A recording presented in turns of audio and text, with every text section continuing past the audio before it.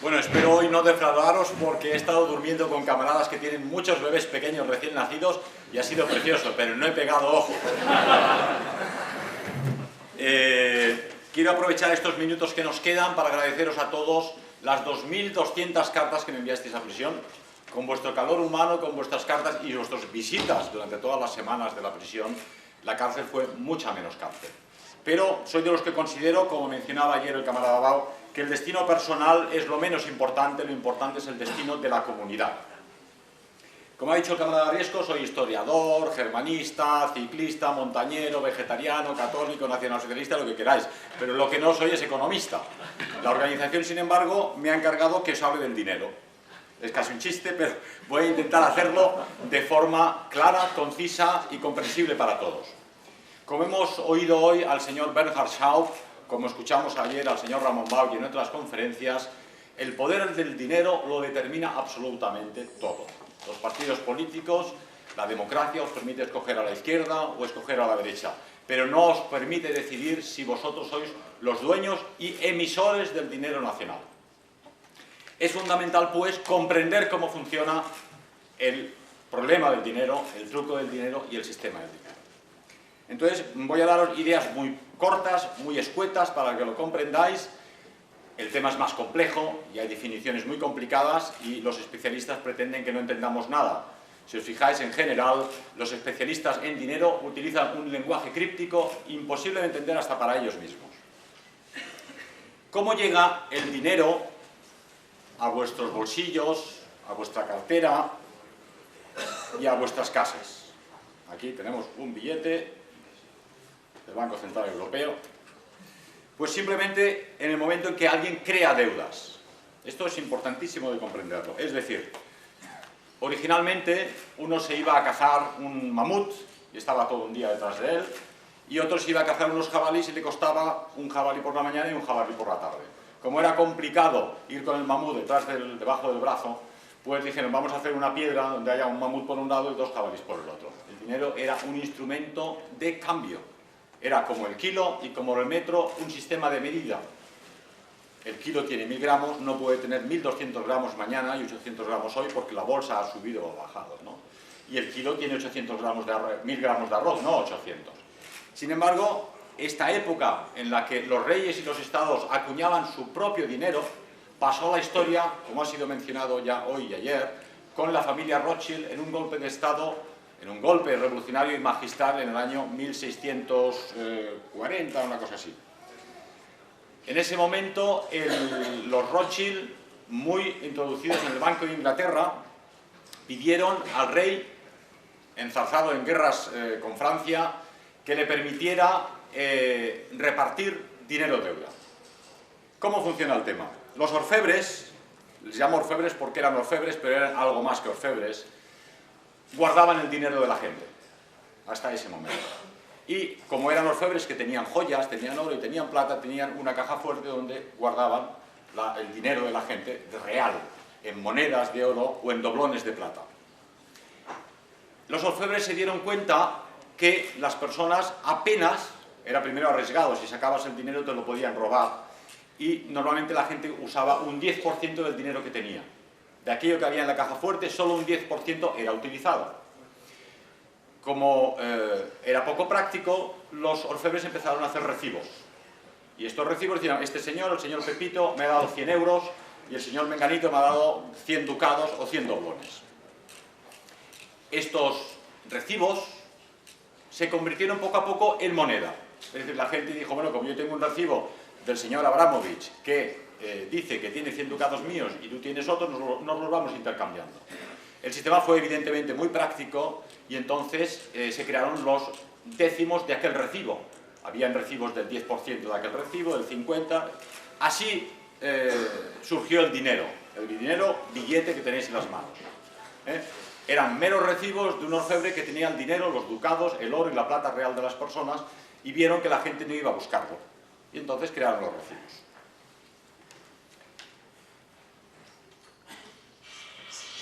La gente dice, bueno, sí, eso está muy bien, pero tenemos el dinero impreso por nuestros estados, el dinero papel. Pero el dinero papel es importante tenerlo en cuenta es solo un 1 por 1000 del dinero circulante. Es decir, todos los billetes que imprime el Banco Central Europeo, la casa emisora de moneda, es solo 10 céntimos de cada 100 euros. Tenéis un billete de 100 euros, pues solo una moneda de 10 céntimos o dos de estas de cobre que ya nadie recoge, es el dinero papel, el dinero tender.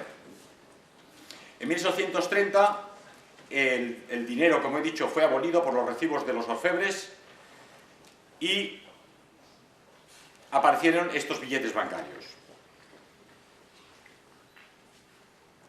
Los orfebres, lógicamente, no se podían arriesgar a gastarse el dinero que había en la caja fuerte, porque entonces todavía se llevaba a colgar a los ladrones. Entonces, si los hubiesen descubierto, les habrían colgado. Lo que sí podían hacer era quedarse con los intereses que conseguían gracias a estos recibos. Es decir, por cada 100 monedas en dinero real existen 9.000 libras en dinero no existente. Es una falsificación. Es decir, si una persona coge un billete de 500 euros y hace fotocopias, es un falsificador y acaba en la cárcel conmigo en la prisión de Brians. Pero si un banquero que tiene un 10% de dinero que utiliza en las hipotecas o en los préstamos y presta un dinero que no tiene, es una falsificación a gran escala. Es decir, para resumir la cuestión, hoy en día los bancos prestan un dinero que no tienen. Esto es importante tenerlo en cuenta. Tú vas allí, pides un préstamo y dices, muy bien, como yo sé, no te lo dicen, pero dicen, yo sé que este dinero usted no lo va a sacar de aquí, con esto va a pagar una casa que probablemente me pertenece, y si no, de un constructor que tiene también la cuenta en mi banco, yo le voy a prestar un dinero que se queda en la cuenta, claro. Y entonces este dinero no sale del banco en absoluto. Por lo tanto, no teniéndolo, no quedan en evidencia. ¿Entendéis el tema? Es decir, los bancos prestan un dinero que no tienen. Originalmente, si habéis leído los libros de algunos economistas, incluido Bochaca, los bancos tenían como mínimo un 10% en dinero real, porque era lo que les obligaba el Estado. Hoy en día eso es una 50ava parte, es decir, ya no es un 10%, sino una 50ava parte. ¿Qué quiere decir? Que ellos por cada porción de dinero que tienen la prestan 50 veces. ¿Entendéis el tema? Esta es una falsificación y un engaño y un robo a toda la sociedad. Ellos prestan este dinero no existente a crédito, se quedan con los intereses, pero lo importante no son solo esos intereses que se quedan, sino el poder que tienen sobre los estados y las naciones que tienen deudas con ellos. Porque a fin de cuentas, el hecho de que los Rothschild o los Lehman Brothers o Goldman Sachs, todos de la tribu elegida, tengan la propiedad de las deudas de Estado, que es el gran negocio, todos los estados tienen deudas, no tiene más importancia, porque los Rothschild no pueden comerse, después de comerse un cerdo, 100 cerdos, y después de comprarse un Rolls Royce no se pueden comprar 100 Rolls Royce. Lo que quieren realmente es tener poder sobre las naciones. De ahí el amplio interés de que esa deuda no desaparezca nunca. De hecho, no hay Estado que pueda pagar la deuda, a pesar de lo que se informó ayer. No se puede pagar la deuda, a duras penas se pueden pagar los intereses de esa deuda.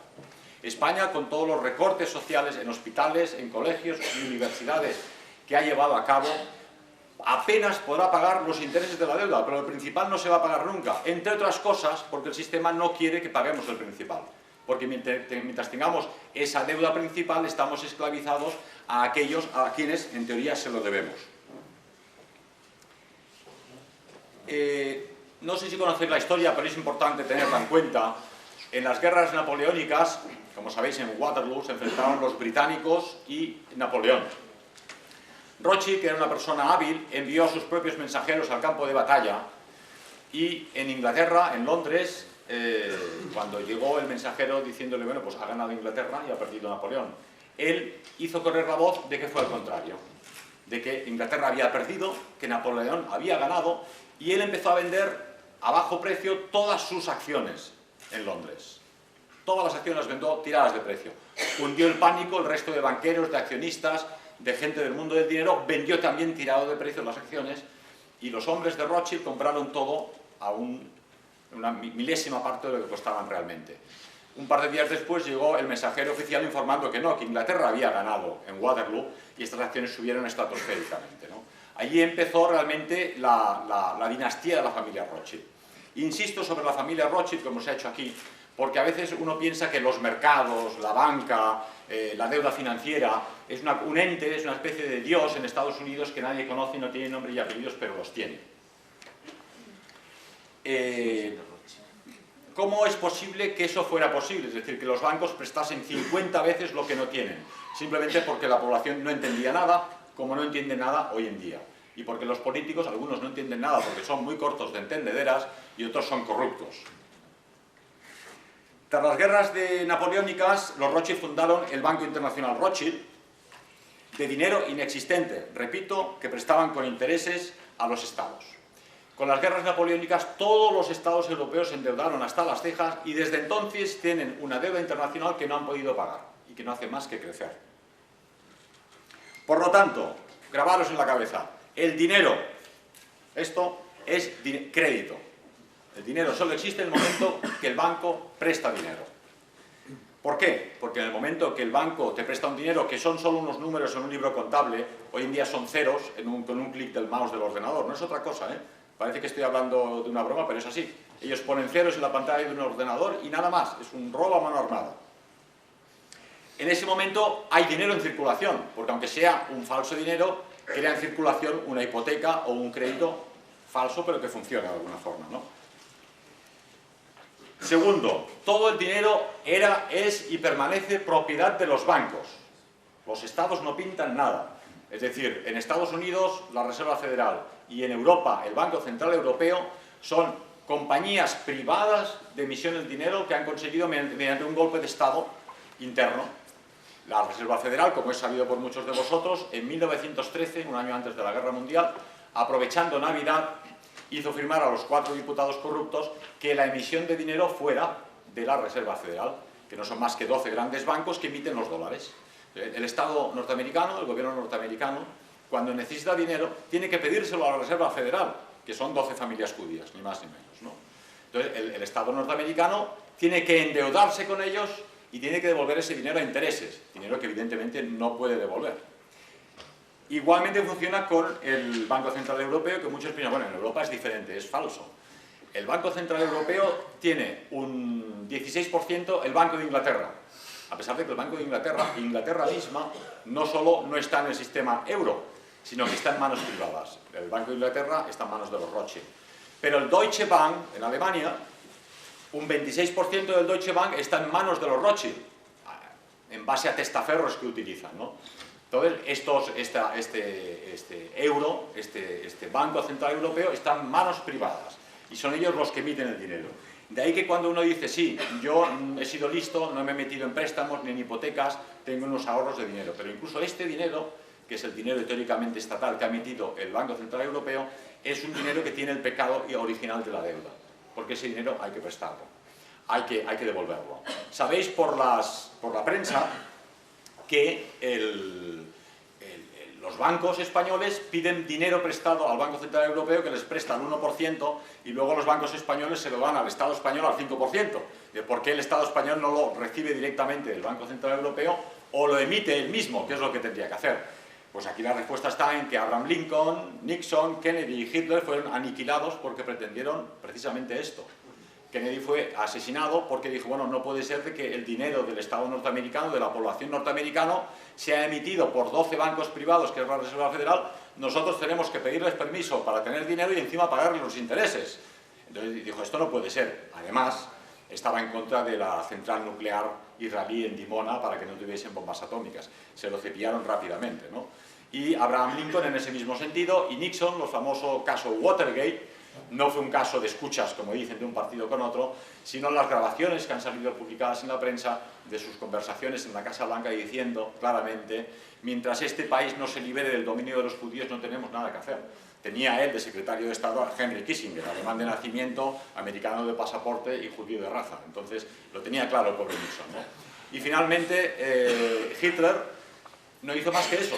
La guerra mundial no empezó porque Alemania ocupara en Polonia, Silesia, Prusia y Pomerania, que eran territorios alemanes antes de la Primera Guerra Mundial, sino porque Hitler instauró un sistema que se basaba en el patrón trabajo y no pedía prestado dinero a nadie. Dijo, los alemanes trabajan, van a construir máquinas y coches y motos y máquinas de imprimir y autopistas y esto va a funcionar. Que no tengamos dinero, ni tengamos oro, ni tengamos divisas, ni préstamos, ni créditos, nos importa un bledo. Lógicamente eso había que aniquilarlo porque estaba creando un mal ejemplo. Empezaba el trueque entre países europeos, enviaban máquinas Heidelberg a Rumanía a cambio de cerdos, enviaban motos BMW a España a cambio de naranjas y claro, esto no podía ser. Y en ese momento decidieron que había que aniquilarlo, además de otros asuntos, ¿no? ¿Qué hace un banco cuando tú le devuelves un crédito? Tú pides un crédito de 300.000 euros, o digamos 5.000 euros, para que sea más fácil la idea. Se lo devuelves con los 500 euros de interés. Él se queda los 500 euros de intereses, con lo cual construye casas, o hace empresas, o presta más dinero, que es lo que suelen hacer, y los otros 5.000 euros simplemente desaparecen. Los borra del ordenador. O sea, es una destrucción de dinero. De ahí que se cree una inflación falsa. Y de ahí el problema que tenemos hoy en día. Como han prestado tanto dinero inexistente, ahora se encuentran con un problema de que ese dinero inexistente nos crea un problema real. Es decir, los bancos están prestando un dinero que no tienen y crean una inflación falsa. ¿Por qué digo una inflación falsa? Porque una inflación real es cuando tú tienes pocos productos y mucho dinero. Tenemos todos 1.000 euros en el bolsillo y solo hay un par de libros ahí para comprar. Pues nos tendremos que pelear, los libros subirán de precio, será una inflación, se lo darán los precios y acabaréis comprando un Milucha a 150 euros, pongamos por caso, ¿no? Pues esto es exactamente al contrario. Vivimos en la pobreza, en la abundancia. Las empresas están llenas de productos, los fabricantes de electrodomésticos no saben dónde venderlos, las fábricas de coches tienen coches, países pequeños en Europa superpoblados que no tienen espacio, tienen sobreproducción de trigo y de patatas y de tomates y de leche, vais al Aldi, al Lidl, al Capravo, al Corte Inglés, está todo lleno de productos, pero no tenemos billetes para comprarlos, por lo tanto es una falsa inflación, es una inflación financiera. Es decir, el pecado original del sistema es que vivimos en la pobreza, en la abundancia, porque efectivamente ha habido otras épocas de la historia donde por una desgracia ecológica, por una tormenta o por una helada, la cosecha de trigo era ruinosa, los españoles no habíamos traído las patatas de América y en Escandinavia se morían de hambre. Entonces realmente pues no había producto y por mucho dinero que tuvieras tú no comías. Pero el sistema actual, el ingenio, la capacidad productiva, la capacidad de trabajo del hombre blanco ha conseguido que de pasar de que toda Europa pensaba Rusia y Ucrania será la gran reserva de trigo de Europa, ahora en Alemania y en estos países centroeuropeos que tienen poco territorio, producen tanto que lo exportan a Rusia y al extranjero, ¿no? Entonces, esto es importante tenerlo en cuenta. Vivimos en la pobreza, pero en la abundancia. Y no hay una inflación real, sino una inflación falsa. ¿Por qué todo deviene más caro? Que es el pecado original del dinero-deuda. Al no existir un dinero real porque prestan algo que no tienen, la única solución de que el sistema bola de nieve siga funcionando es que la economía no pare de expandirse y de crecer. Y otra cosa es que para devolver los intereses a los bancos, los precios no pueden dejar de subir. De ahí que desde que habéis nacido todos vosotros, los precios no hacen más que inflacionarse. Excepto en una época histórica, a los 12 años de gobierno de Hitler se consiguió lo que Feder llamaba el milagro de los precios fijos. En 1933 un coche valía X o un kilo de patatas y en 1945 valía lo mismo. Porque aquel que tenía la ocurrencia de inflacionar los precios porque quería ganar más dinero acababa en Dachau de forma automática. Pero realmente, ¿por qué pudieron conseguir el milagro de los precios fijos? Porque simplemente no creaban un dinero deuda, que es el sistema que tenemos actual. Es decir, tenemos un tema que es el dinero es crédito, al ser crédito el dinero es propiedad de los bancos, que son empresas privadas, el dinero que nos prestan no existe y al devolverlo borran unos ceros del ordenador. Tercero, para mantener este sistema per in eternum, los precios han de crecer constantemente per in eternum. Por lo tanto, la inflación de los precios reales es constante. Los sueldos también van subiendo, pero siempre detrás de los precios, por lo tanto, un empobrecimiento general de la población. El crédito bancario es una pseudoinflación y el pseudodinero crea una pseudoinflación.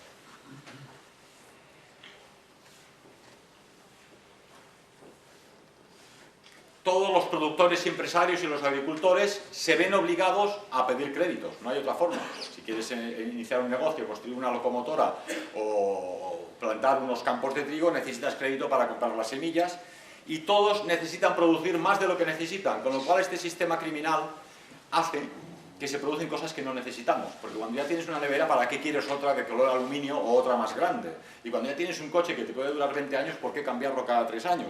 Entonces este sistema se basa en el consumo constante, sin tener en cuenta las necesidades reales de la población, sin tener en cuenta el expolio de la naturaleza, la contaminación de nuestro medio ambiente y un sistema de lujo constante que nos lleva a consumir constantemente, a convertir nuestras vidas y nuestras personas en simples consumidores. Y nada más, no tiene importancia nuestra espiritualidad, nuestras convicciones, nuestras tradiciones, sino que solo somos importantes en tanto que somos pagadores de hipoteca y pagadores de intereses al banco y consumidores de los productos que el sistema produce que no necesitamos en absoluto.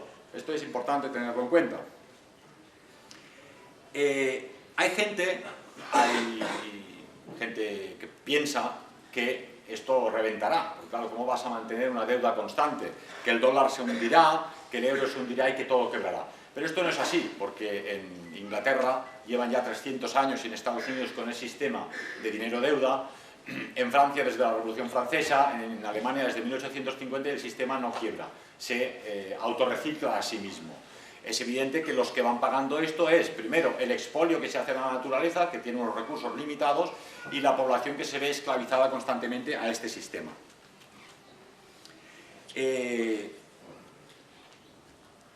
Normalmente las empresas tienen un 8% de capital propio, solamente. No pueden tener más, es la estadística generalizada. El resto del capital es un capital pedido a los bancos, por lo tanto las empresas, como he dicho, se ven también esclavizadas a los bancos. O sea que tenemos esclavizados a los individuos, a las empresas, a los gobiernos regionales, como es sabido en Cataluña, y a los gobiernos nacionales y a los gobiernos europeos. Es un sistema de esclavitud de las poblaciones. Uno dice, bueno, pero los estados no crean, como he dicho, pensando que este dinero lo emiten los estados no tienen deuda. Un caso, por ejemplo, en Alemania, después de 1945, se eliminó el Reichsmark, el marco del Reich, y se impuso el marco que impusieron los aliados. Pero este marco, que se repartió por igual a todos los alemanes 100 marcos, el Estado alemán lo pidió a los bancos prestado, ya estaba instalado el nuevo sistema, y el Estado alemán se endeudó para poder dar a cada alemán un billete de 100 marcos, ¿no? Igualmente sucedió con la reunificación de Alemania, de la República Democrática y la República Federal. El Estado federal dijo, no, a todos los alemanes del oeste les vamos a dar a todos 100 euros. Y todos felices, no tengo 100 euros que no debo a nadie, que no le he pedido al banco. Mentira, porque el Estado alemán tuvo que pedirlo al banco, por lo tanto ese dinero que dieron a los alemanes orientales estaba ya contaminado con el pecado original de la deuda. Esto es también muy importante tenerlo en cuenta. Hay una serie de cortinas de humo que el sistema utiliza para engañarnos. Primera cortina de humo. Los bancos prestan lo que nosotros les ponemos. Yo le pongo mis ahorros, como soy ahorrador, y ellos se lo prestan a uno que es un manirroto y ya le cobrará los intereses. Eso no es cierto, es una cortina de humo. En 1930 ya Mariner Eccles, un economista norteamericano, decía: los bancos crean todo dinero como crédito que prestan a estados, a empresas, familias, de la nada. Nuestros ahorros, la reserva mínima que ponemos en los bancos, atienden solo las menudencias de ventanilla, es decir, lo que tú o yo ponemos en el banco en la libreta de ahorro es lo que utilizan en el cajero automático para que tú saques y hagas tus pequeñas compras, ¿no? Es cierto que a los bancos no les interesa mucho que tú saques tu dinero, porque ya no es un 10%, sino una 50ª parte, es decir, la ley les permite prestar 50 veces lo que tienen ahí en caja.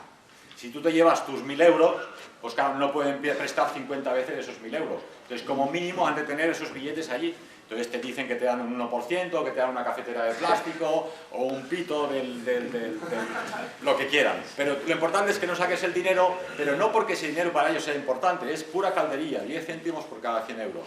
Quieren que lo dejes porque así el sistema les permite prestarlo 50 veces, es decir, abrir el ordenador y poner ceros a una deuda que crean contigo y que tú les tienes que devolver.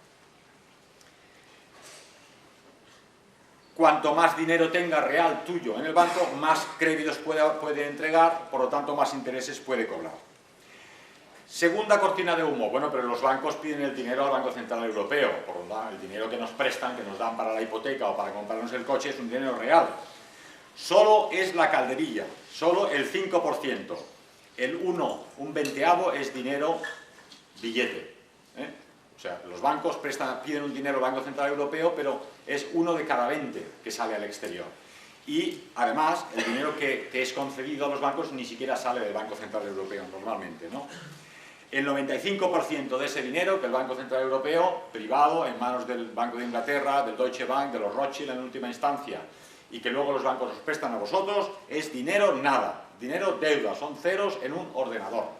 Esto es tan escandaloso que en épocas menos amariconadas como la actual estarían colgados de la farola. Pero realmente yo me he encontrado en prisión muchos falsificadores de dinero que solo hacían fotocopias de billetes para poder comer, y a estos sinvergüenzas los tienen codeándose con las instituciones.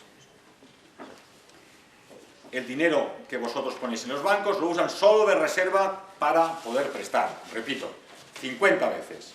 Si tú les das 10.000 euros en metálico para que lo tengan a plazo un año o dos, 50 por 10.000 son 500.000 euros que prestan para que alguien se compre una casa. Ha esclavizado a esa familia de por vida hasta que se muera y además cobrará los intereses. En la revista Forbes, los Rothschild nunca aparecen. ¿Por qué no aparecen nunca los Rothschild en la revista Forbes, que es la revista donde dice, bueno, el más millonario este año ha sido Pepito y Funganito? Meyer Amschel Rothschild, muy inteligentemente, antes de morir dijo a sus hijos, uno lo envió a Viena, otro a París, otro a Londres, otro a Madrid, otro a Italia, la fortuna Rothschild permanecerá en manos de la familia, pero no en manos de uno solo de los individuos. La familia Rothschild hoy en día está formada por 150 cabezas, discretas, que aparecen en los medios de comunicación, y la fortuna la hereda toda la familia, por lo tanto no aparecen en la Forbes. Pero son la familia más poderosa, con más dinero, porque se han especializado en el negocio de la deuda de Estado.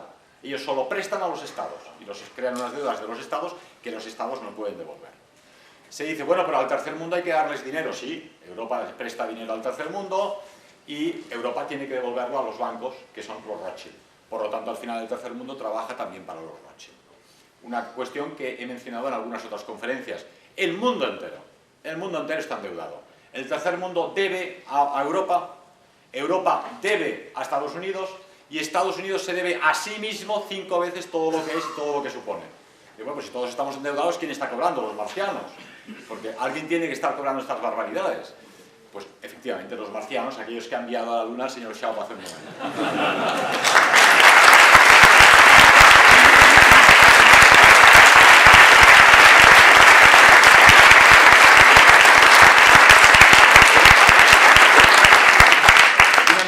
De humo es que los estados están haciendo unos recortes, una política de austeridad para pagar estas deudas.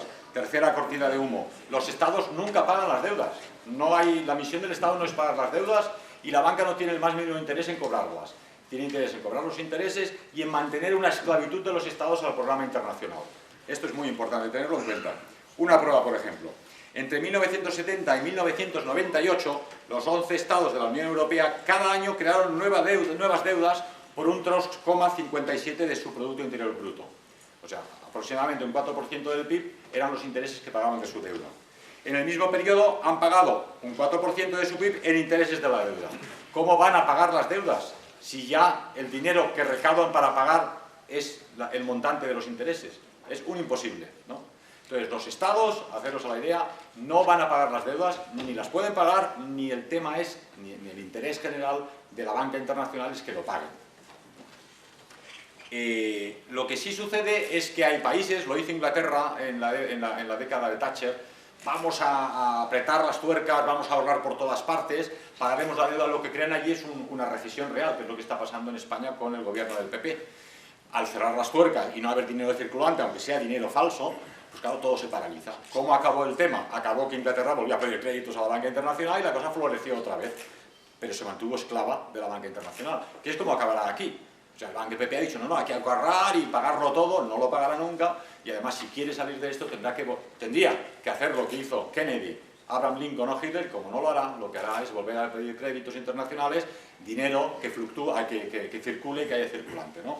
Pero seremos esclavos del dinero internacional. El principal de la deuda, subrayo, no desaparece nunca. Los bancos evidentemente piden dinero a otros bancos para prestar, para aumentar ese capital mínimo propio, para multiplicar por 50, pero todo queda dentro del sistema, ¿no? Para que os hagáis una idea, Alemania, por ejemplo, entre 1970 y el 2000 tenía una deuda de Estado de 2,2 billones. Para que hagáis una idea, el PIB de España es 1 billón, ¿no? Y la deuda de España es 1 billón. Tendríamos que inventar un año y medio para poder la deuda, es que es un imposible, ¿no? Pero a su vez, los intereses que pagó Alemania en este ventenio fueron también 2 billones. Entonces, es imposible que pague Alemania la deuda. Si los intereses de la deuda son 2 billones y tiene 2,9 billones de deuda, ¿cómo los va a pagar? No los pagará jamás. Otra cortina de humo importante, cosa que no se sabe en general. España, Italia, Grecia, Portugal han prestado dinero a Alemania, una cosa inaudita. Pero Alemania a su vez ha prestado dinero, que está endeudada hasta el gorro, a España, a Grecia y a Portugal. Y Estados Unidos y Canadá han prestado dinero a Alemania y a España. Y Alemania ha prestado dinero a Canadá y a Estados Unidos. ¿Cómo funciona eso? Funciona simplemente que lo que interesa es que todos los estados estén endeudados. Entonces, creando préstamos internacionales en todas las direcciones, todos los estados están captados en una telaraña imposible de desenmarañar con deudas reales.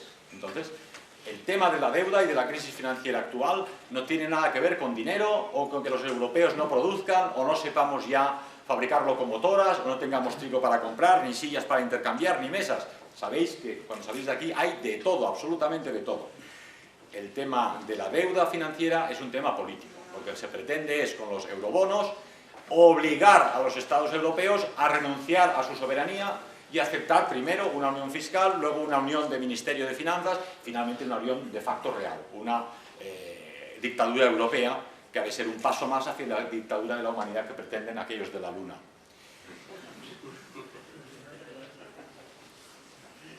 Esa es la meta real, no pagar las deudas, sino seguir creando dinero, crédito para esclavizar. Es un sistema revolucionario, hay que quitarse el sombrero ante ellos. Los políticos, los que han enganchado carteles, incluso los que han organizado guerras muy bien organizadas, no han conseguido lo que ha conseguido esta gente. Es decir, que todas las naciones del planeta trabajen para Occidente y Occidente a su vez para estos señores. De ahí que el Estado está siempre en bancarrota, por definición. En este sistema el Estado ha de estar siempre en bancarrota, porque tiene una sobredeuda.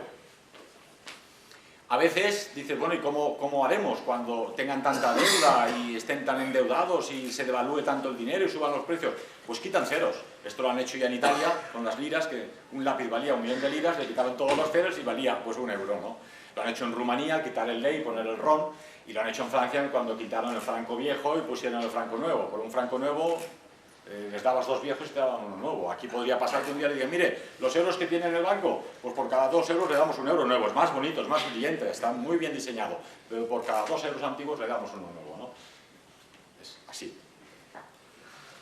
Por lo tanto, la crisis es una comedia política absoluta, porque los políticos, los especialistas en sistemas financieros, los economistas, los insiders del sistema, saben cuál es el problema real. Y el problema real es que se trata de quitar la soberanía a los países y ya no se hace con tanques, ni carros de combate, ni misiles, sino que se les quita mediante la deuda, esclavizando a las naciones. Una prueba de ello está en que, bueno, Europa está en deuda, el euro está en crisis, porque hemos de rescatar a Grecia. Grecia tiene un 150 de su PIB en deudas. Todo hay que decir, Goldman Sachs es un subcontratista de la banca Rothschild, engañó, como sabéis, al gobierno griego, corrupto o no, y les hizo aceptar créditos impagables, que a su vez les dijeron tranquilos que esto lo pagará la Unión Europea, y así empezó el tema. Pero Grecia, con un 150% de su PIB en deuda, solo es el 3% del PIB de la eurozona, un 3% solo. Es una 40ª parte. El 3% de una potencia económica mundial como es la eurozona no puede hundir a la eurozona, es de lógica. Simplemente era un truco para rizar la bola de nieve en ese sentido. Una prueba de que por qué la crisis europea no es culpable Grecia con su 150% del PIB es, por ejemplo, Islandia. Islandia tiene una deuda del 1000% de su PIB. El 1000%. Es decir, Islandia produce 1000 euros al año, pongamos, pues debe 1000 veces todo lo que produce. Y no os lo perdáis, le han vuelto a conceder créditos. La banca internacional, y ha salido incluso en los periódicos, pequeñito, pero ha salido. Es decir, Islandia tiene un 1000% del PIB de deuda, Grecia solo tiene un 150%. Y nadie ha dicho que haya que rescatar a Islandia. Pero no es el único. Tenemos a Japón, que tiene un 200% de su PIB de deuda. Nadie ha entrado en pánico porque haya que salvar a Japón de esa deuda, ¿no? La hipocresía en los casos de Grecia, Portugal, Irlanda, Italia y pronto España es evidente. La Unión Europea, según otro economista alemán, dice: la Unión Europea manipula una crisis creada por ella misma desvergonzadamente para ampliar su porción de poder ante los antiguos estados y reducir los derechos democráticos de las poblaciones para quedárselos. De la Europa de los estados debe surgir un estado federal regido centralmente, sin democracia real y con una economía de mercado centralizada donde todos seremos sus sirvientes. El aumento de la crisis debe proseguir hasta que no puedan más los gobiernos y digan: vale, de acuerdo, hacer lo que queráis, hacer una unión fiscal, hacer un gobierno europeo y aceptamos renunciar a toda nuestra soberanía. No tiene otro sentido esta crisis. La Unión Europea necesita unos presupuestos únicos y unos impuestos únicos, y que con tu tarjeta de plástico y el día que toque con el chip sepan exactamente lo que cobras y lo que te quitan de impuestos. No se piensa en ninguna solución diferente. O sea, nadie ha dicho: oiga, pero nos han dado cuenta que hay sobreproducción de todo, que la gente quiere trabajar y en los mercados, en los estantes, en las fábricas, hay de todo. ¿Por qué la gente tiene que estar pasándolo mal? Me decía un editor en Barcelona, otra editorial, da igual, ha publicado el libro de Rudd, el piloto de Stukas, y de Scorzeni en gran estilo, y lo han vendido en los kioscos. Pues los están destruyendo, los están quemando, porque dicen: no ves que si salvamos estos libros va a bajar el precio del libro. Pero eso es un crimen, estás aniquilando cultura. Se ha hecho, como sabéis, con los tomates y con la leche. Si bajan de precio, hay sobre cosecha de tomates, hay que destruirlos. Esto es un crimen contra la humanidad real y contra la naturaleza, ¿no? Que nos regala esos tomates y esa leche, y hay que destruirla porque así no bajarán los precios, ¿no? Y no se piensa en solución diferente a la Unión Europea, a los eurobonos y a la renuncia a nuestra soberanía, a pesar de lo que digo, que vivimos en la pobreza, pero en la abundancia. Y el único que se pretende con ello es esa dictadura universal, que ha de pasar primero por una unión. Había ayer aquí un camarada de México, que cada vez los pasos son más firmes en la unión de Canadá con México y Estados Unidos, y a su vez en Europa, como estamos viendo, ¿no? Ha salido incluso publicado que se ha impreso una nueva moneda norteamericana, que es el AMERO, ¿no? No sé si ha llegado a implementarse. ¿Qué hacer? ¿Qué podemos hacer? Como muy bien dice el señor Bernard Shaw, hay que resistirse sin compromiso. Es decir, ceder no tiene sentido. Y hay una cosa muy importante, y es que todos nosotros aquí presentes, en general la humanidad entera, hemos de ser conscientes de que vais a morir. Está clarísimo. Ayer viniendo por la autopista vimos 3 accidentes, y la gente allí es una desgracia, ¿no? Pero sin verlo tan trágico. La vida es muy corta, la vida tiene un periodo. Nacemos, tenemos una misión en la vida, digamos, la verdadera vida continúa después, y aquí estamos a prueba, ¿no? Entonces, si tenéis miedo a perder vuestra vida, tenéis miedo a perder vuestro dinero, vuestro coche, vuestra casa, el sistema os tiene cogidos por el cuello. Porque, como he dicho en alguna ocasión, el ratón es engullido por la serpiente solo porque se queda paralizado de miedo. Si no os pueden paralizar, ¿qué pueden contra vosotros? Está escrito: no temáis a los que pueden matar el cuerpo, porque no pueden matar el alma, ¿no? Y luego, no os aterroricéis, somos una comunidad. Si uno no tiene arroz, sabe que los otros le van a dar arroz. Y si uno no tiene donde dormir, sabe que podrá dormir en casa de otros camaradas o de otros connacionales. Pero aterrorizarse por el miedo que nos ponen en el cuerpo es absolutamente estúpido. Este verano pasado estuvimos con los jóvenes camaradas en los Alpes, hicimos 3-4 miles a 4.200 metros. La deuda nos tenía sin cuidado, la crisis, los de la luna, porque había unos glaciares prehistóricos inmensos que son patrimonio de la humanidad, había un cielo estrellado fantástico, una luna llena maravillosa. En el refugio había una élite de personas que habían caminado 20 kilómetros sobre un glaciar ascendido a 4.200 metros. Tarareábamos las melodías de la Sinfonía Alpina de Richard Strauss. Mientras preparaba estas líneas escuchaba las 4 estaciones de Vivaldi y pensaba: pero qué maravilla, pero si es que somos millonarios, tenemos a Vivaldi, tenemos a Richard Strauss, a Wagner, a Beethoven, a Mozart, a Cervantes, la Catedral de Notre Dame, tenemos la Capilla Sixtina, somos millonarios en riqueza cultural real y tenemos miedo a que nos quiten 4 duros que no valen para nada, que son inventados y que son falsos. Entonces hemos de ser conscientes que la vida hay que disfrutarla. Y hay que disfrutarla con los valores reales. Esta noche no he pegado ojo, pero había 2 bebés realmente preciosos y me alegro porque era un camarada ya cincuentón que le tocaba rápidamente. Entonces, esos bebés, esas maravillas de cimas de montaña, esas melodías musicales, ese arte, esa comunidad de camaradas es la que nos da la fuerza para luchar. Sin embargo, no podemos renunciar a la lucha política. Y esto es lo que hace el MSR, lo que hacen los camaradas de Jobbik en Hungría, lo que hace Golden Dawn en Grecia, lo camarada Schaup en Suiza. La lucha política es necesaria porque es una parte de nuestra política. La lucha tiene lugar en un frente amplio, hay quienes luchan en el mundo artístico. Hay un camarada en Barcelona que ha fundado un museo de arte figurativo clásico para luchar contra el arte abstracto. Tiene delante los museos de Miró y Picasso, ¿no? Mamarachadas, realmente, ¿no? Hay personas que ayer tocaron piezas musicales preciosas y una persona que recitó poesías hermosas. En ese frente también se puede luchar, y teniendo familias numerosas, educándolos en la austeridad y en los ideales y en los valores europeos también se puede luchar, y enganchando carteles también se puede luchar. Decía Évola en su famoso libro Los hombres y las ruinas, que escribió después de la guerra, cuando él se dio cuenta que había muchos jóvenes que querían militar, había que mantenerse en pie en un mundo en ruinas, enganchar carteles, enganchar adhesivos. Pensaban todavía que con solo política el mundo podía ser cambiado. En los años 60, un poco posterior, escribía alguien hace poco, él escribió Cabalgar el tigre, porque se dio cuenta de la revolución sexual, los beatniks, los hippies, la música rock, el satanismo, la educación feminista en los colegios, el homosexualismo, y dice, esto ya no se cura con carteles y militantismo político. Aquí hace falta una revolución espiritual plena. De ahí que recomendar a los que creían en el militantismo político, manteneros en pie en un mundo en ruinas, ahora tenéis que aprender a cabalgar el tigre, porque el tigre es el sistema y es este mundo, ¿no? Eso no nos puede llevar a la pasividad. Dice, bueno, yo cabalgo el tigre, intento que no me contamine, no fumo drogas, no me emborracho, estoy en contra del aborto. Bueno, pues no basta. Hay que militar, hay que estar en los grupos políticos, hay que estar en los grupos familiares, hay que estar en los grupos culturales y artísticos y tomar parte en la lucha política. Es muy importante informar e informarse. Esto que estamos diciendo aquí, hay que repetirlo alrededor de vuestras familias, en vuestros trabajos, en la gente que os conoce y a la que llegáis, y protestar contra el sistema. No contra los bancos solamente, porque el problema, como he dicho, no son solo los bancos, sino el sistema en sí. El sistema en sí que nos ha convertido en consumistas, en consumidores y en esclavos del sistema financiero, tanto si tenéis deudas como si no tenéis.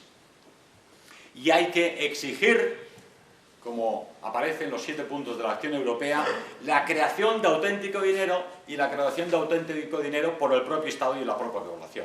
Lo que no puede ser es que la banca federal, 12 familias judías, impriman y editen y emitan el dinero de los norteamericanos, y aquí lo hacen los Rothschild a través del Banco Central Europeo. Eso es inadmisible, y eso tendría que estar en el programa político, punto número 1, de cada uno de los movimientos políticos europeos, tanto en España como en el resto de los países.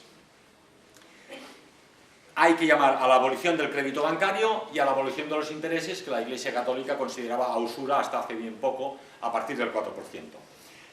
Iba a introducirme ahora para demostrar cómo son los Rothschild realmente los dominadores del sistema bancario actual, es decir, no son los mercados, alguien anónimo que está detrás, sino que es la familia Rothschild, estos 150 cabezas que dominan los sistemas financieros y que tienen el poder del mundo, porque dominan a los estados. Comprometeros, no temáis, decía muy bien en su último libro Shamir, y no hacía más que copiar cómo vencer el paradigma judío, repetir la frase de Jesucristo: no tengáis miedo, la vida empieza después, yo estoy con vosotros, vais a tener miedo de estos que no creen en mí, de esos que dominan el dinero. No tengáis miedo, porque si tenéis miedo estamos perdidos. Jockey afirmaba en Imperium que estamos en una época donde se va a exigir de la juventud más que nunca antes, pero hemos de ser conscientes y estar convencidos de que contra el espíritu del heroísmo, decía aquí el camarada Riesco, no hay fuerza material que pueda prevalecer.